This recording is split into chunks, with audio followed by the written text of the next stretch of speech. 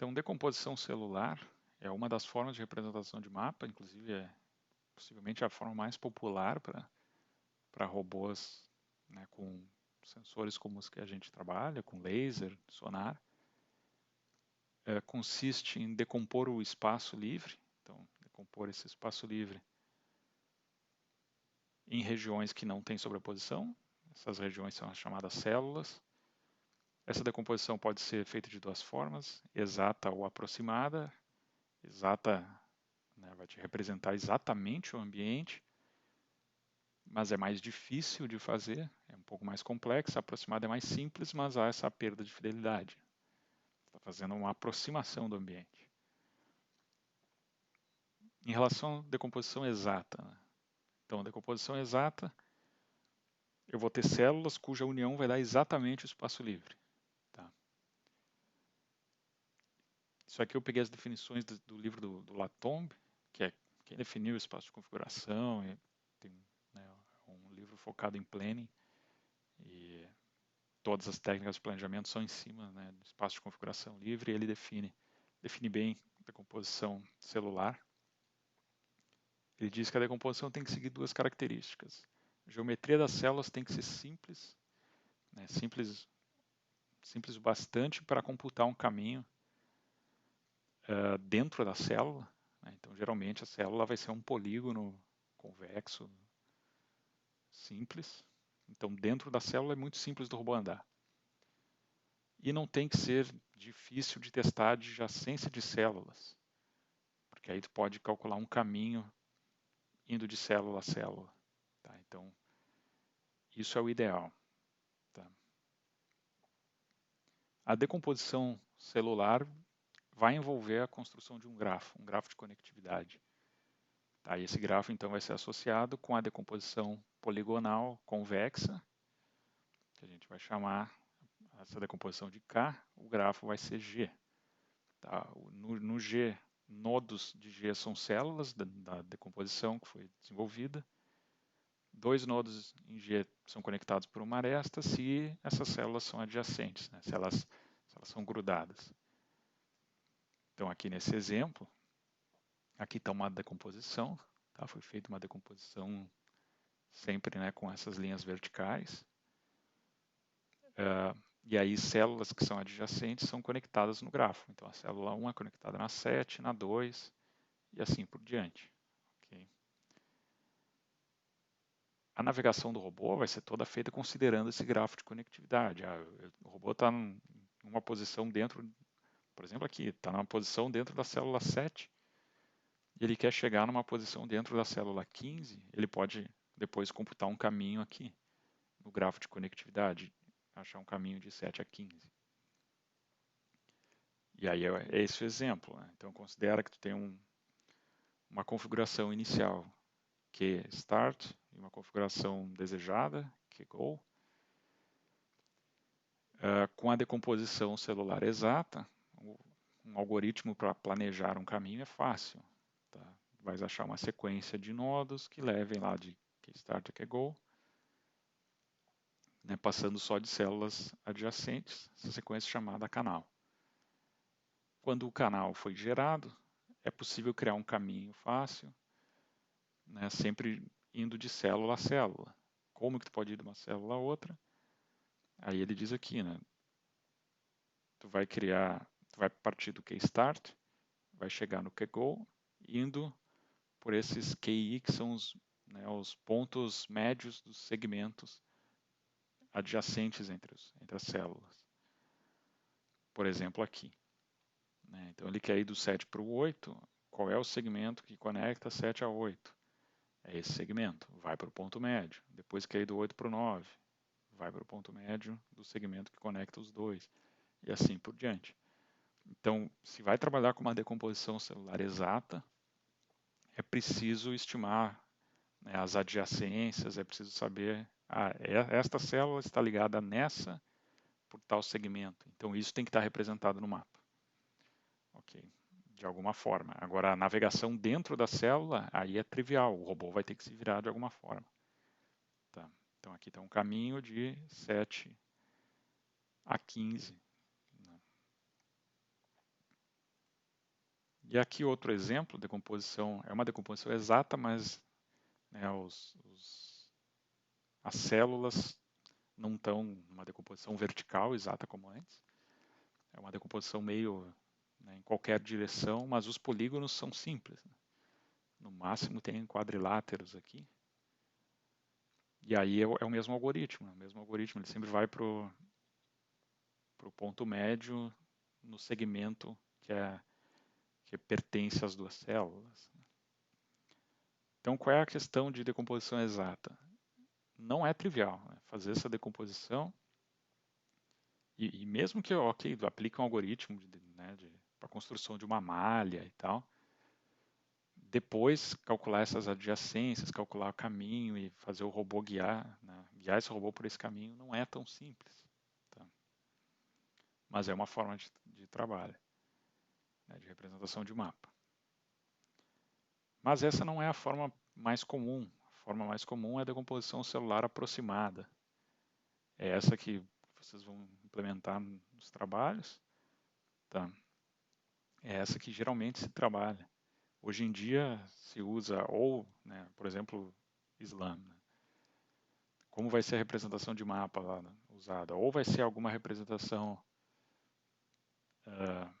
com decomposição aproximada, ou seja, um grid, né, uma grade 2D, por exemplo, uma grade 3D ou alguma coisa desse tipo. Ou vai ser um mapa de features. Tá? Geralmente não vai ser nada fora disso. Okay. Uma decomposição celular aproximada produz células de uma forma pré-definida. Né? No caso aqui, né, geralmente retanguloides. Né? Geralmente vão ser quadradas as células. E a união dessas células, né, fazendo a união de todas as células, tu tem algo que está incluso no espaço livre. Tá, mas não quer dizer que tu está reproduzindo todo o espaço livre. Está reproduzindo parte do espaço livre. Quanto menor for a célula, mais tu vai conseguir reproduzir. Né? Mais tu aproxima o teu espaço livre. Se as células têm tamanhos grandes, aí não. Tá? O limite né, das células, né, ali está né, os boundaries, não caracteriza nada importante, assim, não é uma descontinuidade nem nada, não tem nenhum significado físico, é simplesmente né, tu separou aquele pedaço do ambiente numa célula, mas não tem nenhuma explicação de mais alto nível. Mas isso tem muitas né, suas vantagens, porque torna planning fácil, o próprio mapeamento é fácil, é muito mais fácil do que com a decomposição exata, e por isso é bastante popular. De forma geral, nessa decomposição retanguloide, cada célula pode ser vazia, ou seja, o interior da célula, que é o que está aqui, não tem intersecção com o obstáculo, então eu sei que dentro daquela célula o robô pode ficar ali que está totalmente livre. A célula pode ser totalmente full, né, totalmente ocupada, ou seja, uma célula que está dentro de uma região de obstáculo, então aí o robô não chega de jeito nenhum, mas pode ser uma célula mista. Né, e aí nesse caso, parte da célula tem obstáculo, parte não tem. Pode ser que o robô consiga né, usar essa célula, pode passar por cima da célula, mas não se sabe. Tá? Então aqui tem um exemplo, né, um mapa que todas as células em branco são livres. Então aqui dentro o robô pode andar. Nessa parte, nas células cinzas, tem alguma coisa aí. Tem obstáculo aí dentro, mas talvez não tudo. E na parte preta é tudo obstáculo. Então na preta com certeza não dá para andar. Na branca com certeza dá. E na cinza talvez. Tá? E aí, em cima desse tipo de representação, tu pode construir um grafo de conectividade. Tu vai conectar lá os nodos, todos os nodos que são livres e que são mistos. A conexão é da mesma forma de antes, né? Os nodos têm que ser adjacentes. E aí é possível depois né, planejar caminhos, fazer o robô navegar em cima dessa representação de mapa. com diferentes níveis de segurança. Se tu achar um caminho como esse de antes, que passa só por células livres, então o caminho com certeza existe, né? E é um caminho livre. Mas pode ser que eu não consiga fazer um caminho que passe só por células livres. Pode ser que o caminho passe por células mistas. Aí a gente chama isso, em vez de um canal E, canal M. Nesse caso, não há garantia que o caminho existe. Pode ser que sim, tá? Mas pode ser que não. A gente só vai saber quando o robô estiver lá nessa célula mista. E aí vai ter que, de alguma forma, definir se existe ou não. Tá? Pelas células, né, full, aqui as células em preto, com certeza o robô não vai poder passar. Então, aqui o exemplo, um caminho nas células livres. Essa representação aqui, né, são células retanguloides mesmo, né, são retângulos de tamanhos variados, ou seja, a forma dela é um retângulo, mas o tamanho não é. É uma forma de decomposição, né, aproximada, mas não é a mais comum. A mais comum é grades, né, uma decomposição numa grade de células de tamanho fixo. E aí é muito comum grades de ocupação, né, o occupancy grid, que vai ser da mesma forma ali, tu vai ter células que podem estar livres, tu vai ter células que podem estar ocupadas, mas o que a gente vai estimar no mapeamento é qual o grau de ocupação que tem. Então, uma célula que é 0% ocupada, então ela com certeza está livre. Mas aí uma célula que é 100% ocupada é um obstáculo, mas tu pode ter coisas intermediárias. Ah, essa célula eu acho que é 30% ocupada, essa eu acho que é 70%. Tá? E aí o que geralmente se faz é na hora de, né, depois, quando vai planejar caminhos ou fazer alguma coisa assim, é aplicar um limiar, né, aplicar um threshold. Então, a célula tem mais de 80% de chance de ser livre, então ela é livre. Né? Se não, é ocupada, coisas assim. Tá? São muito utilizados para robôs né, com sensores de alcance, que é o nosso caso, né, um robô com laser ou com sonar. E por acaso esse método foi desenvolvido lá nos anos 80 por esse pesquisador que é o Alberto Elfs, que é um brasileiro. Ele não estudava aqui, né? Estudava nos Estados Unidos, isso aí foi na época do doutorado dele. Mas é um dos principais métodos da robótica móvel, usado até hoje. A gente vai usar, vocês vão implementar. E surgiu com esse cara que é um brasileiro, que por acaso faleceu esse ano. Mas é um dos grandes pioneiros da robótica. Então, aqui um exemplo de uma grade de ocupação. Tá? A grade, isso aqui seria o ambiente, né, original. E aí a ocupação vai ser algo assim. Tá? Aqui no caso as cores não estão. Eu peguei essa imagem, né, pronta lá do livro. As cores não estão exatamente como estavam antes. Né? Aqui em cinza é o que é com certeza obstáculo. Em preto é o misto. Está no limiar entre obstáculo e espaço livre.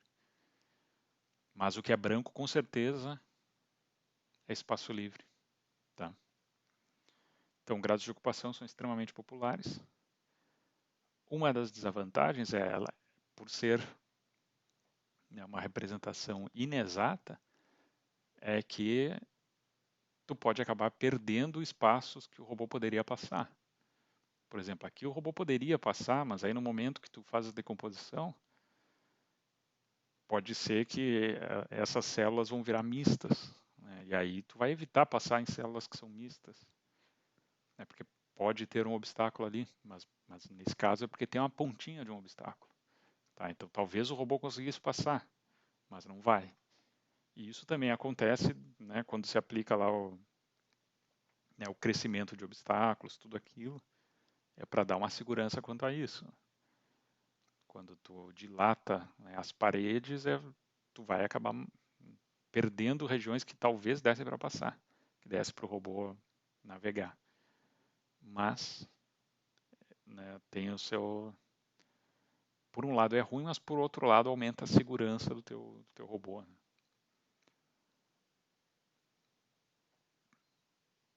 Uma coisa que tu pode fazer, vamos supor, é necessário que tu consiga passar por uma passagem estreita, é usar um grid com uma granularidade maior. Só que aí, de novo, se tu usa um grid, né, com células que são muito pequenas, aí todos os métodos que tu vai fazer, inclusive, né, o método de mapeamento, SLAM, navegação, planning, o que for, que vão usar esse mapa, vão se tornar mais custosos, né? Isso impacta o custo do teu de processamento.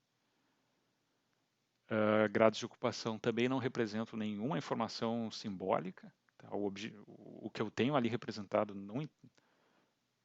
para o robô não vai interessar se aquilo é um obstáculo só, são vários obstáculos, se o obstáculo é um objeto móvel, se é um objeto fixo, nada disso. Tá? E a principal desvantagem é que é uma representação em função do tamanho do espaço. Né? Se tu tem um espaço que é grande, né, tu tem uma dimensão muito grande, tu vai ter que representar ele com uma grande quantidade de células. Se o espaço é menor, a quantidade de células é menor, então é proporcional ao tamanho. Mesmo que tu não tenha nada naquele espaço, né, tem um espaço que é praticamente vazio, tu vai ter um monte de células representando o espaço livre. Tá? E aí isso vai te atrapalhar para, por exemplo, cálculos de menor caminho e tal. Tu vai ter que achar menor caminho. Por exemplo, tem um mapa que está quase todo vazio, mas o cálculo do menor caminho tu vai ter que fazer uma busca por, sei lá, milhares de células, mas todas são livres, mas azar tu vai ter que fazer. Tá? Então esse tipo de coisa acontece com grados de ocupação. Né? Se por um lado ela é muito simples de implementar, por outro não é a forma mais otimizada né, de armazenar os dados, né, em termos de espaço. Ela gasta muito espaço. Mas, como é simples, é muito popular. Tá? E aí, para tentar, né, contornar esse problema de grades né, grades de ocupação, onde cada célula tem o mesmo tamanho, é um tamanho fixo e tal, tem variações. Tem, por exemplo, decomposições que são desse tipo 2M3, né, seria, onde o espaço ele pode ser decomposto em diferentes níveis. Tá? Cada nodo, então tu tem uma árvore representando o teu espaço, cada nodo dessa árvore é um retanguloide, né, no caso vamos supor, é um quadrado, e esse quadrado, de novo, pode ser empty, né, pode ser vazio, pode ser full, né, totalmente ocupado, pode ser misto. E aí a ideia dessas árvores é que sempre que tu tiver um quadrado que é totalmente livre ou totalmente ocupado, tu não vai subdividir ele. Ele fica no tamanho que ele está. Mas se tu tem um quadrado que é misto, tu subdivide. Tu quebra em quadrados menores. Até tu chegar em alguma dessas duas condições, livre ou ocupado. Né? E aí a questão é como que a gente chama isso? A gente não vai chamar, né, de 2 na M, trees, né, porque o M é a quantidade de dimensões do teu ambiente. Né? Se tu tem 2 na 2, né, ou seja, se tu tem duas dimensões, x, y, então um mapeamento 2D, tu vai usar um 2 na 2, seria 4, né? 4 trees, mas na verdade isso é a quad tree, né? Ou quad tree, em portuguesão. Se eu tenho 3 dimensões, aí não vai ser uma quad tree, vai ser uma octree. Né? Isso aqui te dá a quantidade de nodos de cada subdivisão. Já vou mostrar um exemplo. Deixa eu ver até aqui então. O espaço é dividido em quatro nodos, e aí cada nodo vai ser dividido em 4 nodos se necessário. Então aqui eu não preciso dividir de novo, porque ele é todo livre, aqui também não, aqui também não, aqui também não, esse aqui também não. Agora esse aqui sim, divide em 4. Esses aqui sim, dividiria em 4. Tá? O que tu não divide? Porque em algum momento tu bota um limite. Tá? Em algum momento tu diz, a resolução máxima da minha árvore é quadrados de 10 por 10 centímetros. Então, menos que isso eu não vou descer. Tá? E aí, como a tua representação de ambiente é em forma de uma árvore, né? Notem aqui, então é possível, cada nível que tu desce é uma nova, né? É uma nova subdivisão da tua árvore. Então, eu quero ir para o direito superior, esse nodo, e aí esse nodo, olhando na representação aqui, esse nodo é o segundo. Então ele veio para cá, desceu, segundo.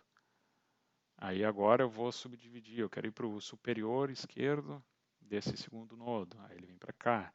Aí o superior esquerdo é o 1, aí ele viria para cá e assim por diante. Então o acesso às células está organizado de uma forma de árvore. Tá? Qual a dificuldade disso? As operações de atualização das árvores não são triviais como em grades de ocupação.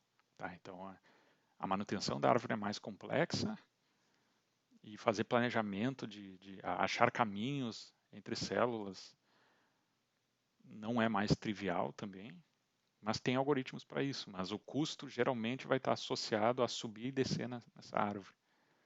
Tá? Então o custo é associado à altura da árvore, né, que vai lá seria a profundidade do nodo mais profundo. Né? Então a decomposição sempre ocorre quando um nodo é misto até um certo ponto, porque a partir de uma dada altura a árvore é truncada, tu não vai descer mais do que a resolução mínima. Né? E aí nesse caso, se chegou num nodo que era misto, tu não vai descer mais, tu diz que ele é totalmente ocupado. Tá? Porque o misto em si não te ajuda nada. Né? Então aqui, por exemplo, se fosse para essa árvore, né, com 4 níveis, todos esses nodos aqui em cinza virariam ocupados. Tá? Então tudo, claro, fica muito mais difícil de tu achar um caminho válido aqui. Né? Interessante é ter mais níveis. Mas se fosse o caso, muitos daqui virariam ocupados. Então aqui um exemplo.